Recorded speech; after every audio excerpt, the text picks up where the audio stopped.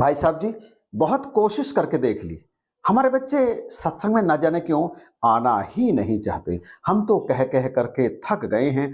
बरसों से ऐसा हो रहा है। हम लगातार कहते हैं सत्संग में चलने के लिए, तो कभी कभी आ जाते हैं, परंतु अधिकांशतः है उस समय जब सत्संग में जाने का समय होता है और हम उनसे कहते हैं, तो फिर वो ऐसा दिखाते हैं, किसी ऐसे काम में लगे हुए होते हैं कि जैसे उनका वो काम सत्संग से भी ज्यादा जरूरी हो। और कभी कभी तो वो सत्संग में जाने के टाइम से पहले ही घर से निकल जाते हैं कि ना हम घर में होंगे और ना मम्मी पापा हमें सत्संग में जाने के लिए कहेंगे। बहुत सारे प्रचारक महात्मा को अक्सर ऐसी बातें सत्संग में बहनों से सुनने के लिए मिलती हैं। कई बहनें तो यहाँ तक कहती हैं कि भाई साहब जी, मेरे पति तो बिल्कुल भी सत्संग को पसंद नहीं करते। मैं तो जैसे तैसे करके झूठ बोल बाल करके सत्संग में आती हूँ। वो मुझे सत्संग में बिल्कुल भी नहीं भेजना चाहते, और जब मुझे ही नहीं भेजना चाहते तो फिर वो खुद सत्संग में कैसे आएंगे। मैं कई बार धीरे से या किसी और तरीके से उनसे सत्संग में जाने के लिए कहती हूँ और उनसे सत्संग के लाभ भी बताती हूँ, परंतु वो सत्संग के नाम से ही चिढ़ जाते हैं। कहते हैं सत्संग तो खाली लोगों का काम है, सत्संग में अगर जाएंगे तो घर का खर्च कैसे चलेगा। आखिर बताइए हमें कि हम आखिर करें तो कैसे करें कि हमारे बच्चे, हमारे पतिदेव सत्संग में आ जाएं। इस तरह के जो तमाम बातें बहनों के या कई भाइयों के मुख से भी सुनने के लिए मिलती हैं, तो इसमें कोई अतिशयोक्ति नहीं है, कुछ गलत नहीं है। अक्सर ऐसा ही होता है। दरअसल आज की जनरेशन सत्संग में आना ही नहीं चाहती। उनका मानना यह है कि सत्संग में कुछ मिलता ही नहीं, सत्संग में जाने से कुछ बदलता ही नहीं। जब सत्संग में जाने से कुछ मिलता नहीं, कुछ बदलता नहीं है, तो फिर सत्संग में जाने का लाभ ही क्या है। और वो ये भी मानते हैं कि सत्संग में कुछ अच्छी बातें बताई जाती हैं और एक व्यक्ति को गद्दी पर बैठा दिया जाता है, वो सत्संग की कुछ अच्छी बातें करता है और बस सत्संग समाप्त हो जाता है। नई जनरेशन यानी इस समय की जो जनरेशन है, बच्चे हैं, वो बहुत ही ज्यादा एडवांस और इंटेलिजेंट हैं। हालांकि ऐसा नहीं है कि पहले एडवांस और इंटेलिजेंट नहीं होते थे, परंतु ये जो वर्तमान पीढ़ी है, ये कुछ ज्यादा ही एडवांस है। और इसके पीछे कारण क्या है? इसके पीछे कारण यह है कि वर्तमान में टेक्नोलॉजी बहुत ऊपर पहुंच गई है।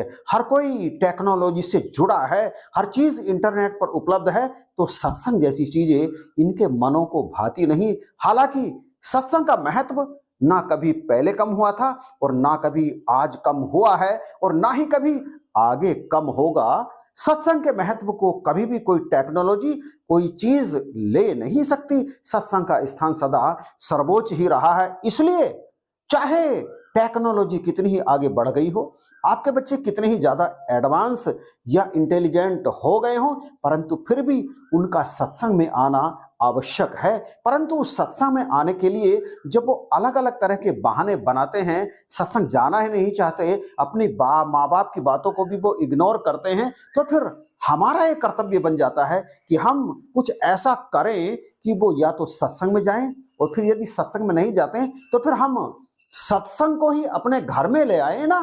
और जब सत्संग हमारे घर में आ जाएगा और हम बच्चों को अपने घर के अंदर सत्संग के माध्यम से अच्छी बातें उनके मन मस्तिष्क में डालेंगे, तो फिर वो बाद में धीरे धीरे सत्संग स्थलों की तरफ भी जाना शुरू कर देंगे। धर्म सभाओं की, भगवान की भक्ति में भी उनकी रुचि बढ़ेगी। तो इसके लिए सबसे ज्यादा जरूरी क्या है? कैसे लाएं हम सत्संग को अपने घर में? तो यहां पर कुछ बातें आपके चरणों में रखने का प्रयास किया जा रहा है। वीडियो को जरा ध्यान से देखिएगा।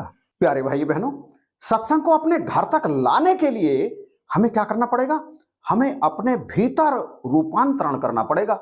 आप इस बात को जरूर महसूस कीजिए कि जब आप सत्संग स्थल पर जाते हैं ना, सत्संग भवन में या जहां कहीं सत्संग हो रहा होता है, तो वहां आपका व्यवहार कैसा होता है, जरा विचार करें अभी। और जब आप घर में आ जाते हैं तो फिर आपका व्यवहार कैसा होता है, इन दोनों चीज पर आप जरूर विचार करें, तुलना करें कि सत्संग में पहुंचने पर आपका व्यवहार कैसे बदल जाता है। आपके चेहरे पर मुस्कान, आपकी आवाज में मिठास, भाई साहब जी, बहन जी, कुछ इसी तरह से एक दूसरे के चरण स्पर्श। परंतु परंतु जब घर में हम होते हैं तो क्या उस समय भी हमारा व्यवहार ऐसा ही होता है अपने घर के सदस्यों के प्रति, जैसा हम सत्संग में पहुंच करके भाइयों और बहनों के साथ अपना व्यवहार करते हैं? क्या ऐसा ही होता घर में भी? अगर नहीं होता तो फिर केवल बाहरी रूपांतरण है, आंतरिक तो हुआ ही नहीं। अपने घर में सत्संग इस तरह लाया जाएगा कि हम जो कुछ वहां पर करते हैं सत्संग स्थल में, वही सब कुछ हम अपने घर में भी करें। दोष और विकार हर किसी के अंदर होते हैं, आपके अंदर भी हैं, मेरे अंदर भी हैं, परंतु जब हम सत्संग में जाते हैं तो दोष और विकार तो रहते हैं, परंतु वहां जाकर ये समाप्त से प्रतीत होते हैं, यानी ये दब जाते हैं। वहां जाकर हमारी नजर क्या बदल नहीं जाती? हमें क्या सत्संग में जाकर भी क्रोध आता है? निश्चित जानिए, बिल्कुल भी ऐसा नहीं होता। क्योंकि वहां पर सब हमारे ही जैसे होते हैं। लेकिन घर में सब सत्संगी नहीं होते कई घरों में, और जब वो सत्संग वाला व्यवहार हम अपने घर में भी करते हैं, यानी सत्संग में क्रोध नहीं आता तो अब हमें घर में भी क्रोध नहीं आता। सत्संग में हमारी दृष्टि बदली हुई होती है तो यहां पर भी हमारी दृष्टि बदली हुई होती है। सत्संग में पहुंचकर हमारे अंदर की घृणा जब समाप्त हो जाती है, और वही घृणा जब हमारे घर में भी समाप्त हो जाती है। भेदभाव हम सत्संग में भी नहीं करते तो भेदभाव हम घर में भी क्यों करें? यही सारा वातावरण, यानी सत्संग का माहौल, सत्संग का व्यवहार जब हमारे घर में ही होने लगता है तो फिर आप देखिए बच्चों में किस तरह से परिवर्तन आता है। वो जब आपको बार बार वही व्यवहार करता देखेंगे जो आप सत्संग में करते हैं तो वो बिल्कुल सोचेंगे, निश्चित रूप से उनके मन में और उनके दिल में ये बात बैठेगी कि निश्चित ही मम्मी या पापा जो भी आप हैं, इनका व्यवहार इसलिए बदला है क्योंकि सत्संग में इन्हें शायद यही अच्छी बातें सिखाई जाती होंगी। और फिर आपका लगातार वही व्यवहार जब आपके चरित्र में ढल जाता है, आपका व्यवहार आपके चरित्र में ढलना बहुत जरूरी है। आपका वही व्यवहार, सत्संग वाला व्यवहार जब घर में भी आपके चरित्र में भी ढल जाता है, और यहां तक कि जब आप अपने बच्चों के साथ सत्संग के अतिरिक्त कहीं और जाते हैं, बाजार में जाते हैं, किसी रिश्तेदारी में जाते हैं, किसी फंक्शन में जाते हैं, और वहां भी सब लोगों के साथ आपका व्यवहार वैसा ही होता है जैसा सत्संग में होता है, तो अब आप देखिए कि आपके बच्चे किस तरह से बदलते हैं। सत्संग का अर्थ है होश। होश। आप यह सोच करके आश्चर्य करेंगे कि संसार में जो कुछ भी विचित्र घट रहा है ना, वो सारे का सारा बेहोशी में घट रहा है। व्यक्ति को अपने आप की पहचान ही नहीं है। सत्संग में पहुंचकर हर सत्संगी होश में आने का प्रयास करता है। सत्संग में जब आप जाते हैं और आपको महात्माओं के दिव्य वचन सुनने के लिए मिलते हैं तो आपका अंतर जागता है, आपकी भावनाएं बदलती हैं, आपकी आदतें बदलती हैं, और सत्संग में निरंतर जाने से आपके अंदर एक सुगंध आने लगती है, होश की सुगंध। उस सुगंध का नाम क्या है? होश। होश।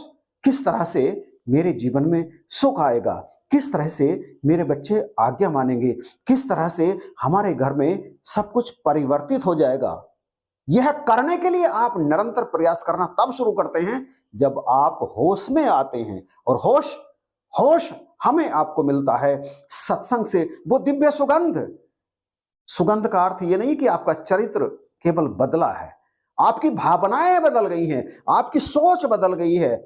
ये है होश में आना। जब आप होश में आते हैं तो होश में आते ही आप सब कुछ नया नया देखते हैं, आपके जीवन में आनंद आता है। आनंद सुख को नहीं कहते, आनंद तो बहुत परे की चीज है सुख से, जो दुख में भी आता है। हर प्रकार से आनंदित जीवन तभी बन पाता है एक सत्संगी महात्मा का, जब ना केवल वो बल्कि उसके परिवार का प्रत्येक मेंबर परमात्मा को भजता है, इसका नाम जपता है, इसका ध्यान करता है। और ये सब होता है ब्रह्म ज्ञान प्राप्ति के बाद। और ब्रह्म ज्ञान प्राप्ति के बाद जब निरंतर सत्संग करते हैं तो फिर आपके अंदर एक दिव्य सुगंध यानी होश आना आरंभ हो जाता है, और फिर आप निकल पड़ते हैं आनंद में। आनंद में आप निकल पड़ते हैं, आनंद में। आनंद आपके चारों तरफ ही है, तब आप इसमें विचरण करना आरंभ कर देते हैं। पति भी आपकी बात मानते हैं, बच्चे भी आपकी बात मानते हैं, पत्नी भी आपकी बात मानती हैं, सब कुछ आपको यहीं पर सुलभ हो जाता है, और इसी को कहते हैं जीवन मुक्ति। तो प्यारे भाई बहनों, अब आप जब भी सत्संग में जाएं, तब जब वहां से लौटें तो एक सही परिवर्तन और एक सही सोच लेकर अपने घर में आएं और उसे अपने घर में अप्लाई करें। बिना अप्लाई किए कुछ भी बदलना मुश्किल है, बिना अप्लाई किए कुछ भी प्राप्त करना मुश्किल है। तो निश्चित ही ये वीडियो देखकर आप निश्चित रूप से अपने अंदर एक परिवर्तन लाने का प्रयास करेंगे, ऐसा मेरा मानना है। वीडियो यदि पसंद आया है तो अभी इसी क्षण आप इसे शेयर कर दीजिएगा, और चैनल पर नए हैं, बार बार कहता हूं, यदि चैनल पर नए हैं तो इसे प्लीज आप सब्सक्राइब जरूर कीजिएगा, क्योंकि इसी तरह की वीडियोज आपको अक्सर इस चैनल पर प्राप्त होती रहती हैं। इन्हीं शब्दों के साथ आप सभी को जय हिंद, नमस्कार और प्यार भरी धन्यवाद।